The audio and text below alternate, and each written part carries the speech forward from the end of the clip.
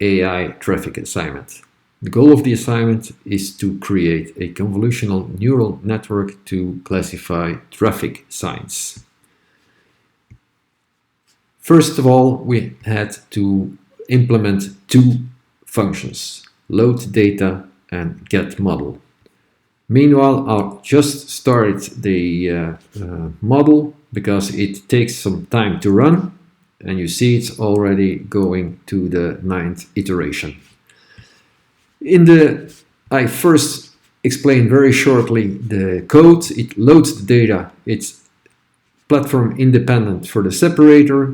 It iterates over the different directories, gets a list in every directory, and then iterates over all the files. He reads the files, checks width and height. If not correct, he resizes it, appends it, and finally he returns an image tuple and label.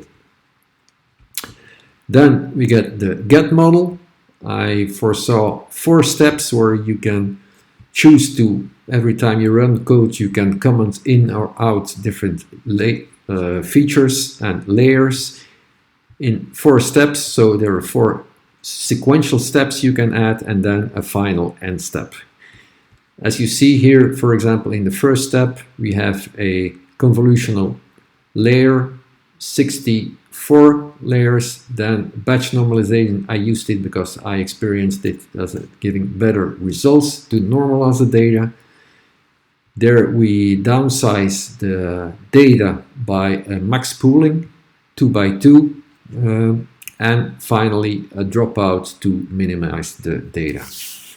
Meanwhile, we see that it just ended with an accuracy of 97% and 0.18 loss, which is pretty high because this is a relatively simple model. Here we get an overview of all the configurations I tried, and you see the steps I take in. The first one was a very simple with 1 convolution step, but I added it until 3 steps with different parameters. I experienced also that if the max pooling, you only can do it once, because I suppose those images 30 by 30 are very small, pretty small, and so we have to have enough data to work on. And since this is the case, we might not do it, because otherwise we end up with not enough data to work with. Configuration 8 seemed a very good one. 3 convolution layers, 3264, 108, always batch normalization, and in the second step I did some max pooling to downsize it, and 0.4 dropout for not overfitting the model. Finally, at the end, I flattened it, 0.4 dropout and 3 hidden layers, and this gave an accuracy of 98% and 0.05 loss.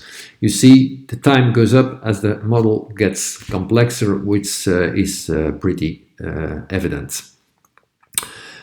Finally, I got my conclusions. In the configuration 8 is a very nice model because it has the second highest accuracy and the lowest loss.